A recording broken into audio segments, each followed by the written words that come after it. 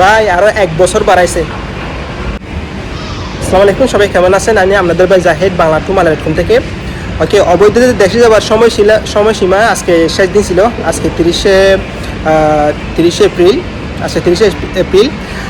আজকে ইমিগ্রেশন থেকে একটা বিজ্ঞপ্তি দিছে কি এই সময়টা অবৈধদের দেশে ফেরত যাওয়ার সময়টা আরও 1 বছর বাড়াইছে, পুরোপুরি 1 বছর। সামনের বছর 2027 সালের মের 31 তারিখ পর্যন্ত বাড়াইছে। তো এই থেকে বোঝা যায় মালয়েশিয়ার সামনে অবৈধদের বৈধ দেওয়ার সম্ভাবনা একদম খুবই কম। অবৈধদের বৈধ দেওয়ার সম্ভাবনা একদম নাই বললেই চলে ভাই।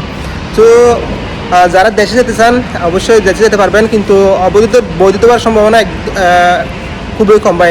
কারণ কি, এরা চাচ্ছে কি এখন অবৈধরা যাতে মালয়েশিয়া না থাকে, সেজন্য সময় আরও 1 বছর বাড়াইছে। আপনারা যারা দেশে চলে যেতে চান তারা দেশে চলে যাওয়া ভালো হবে, কারণ কি এখন বৈধ দেওয়ার সম্ভাবনা একদম কম।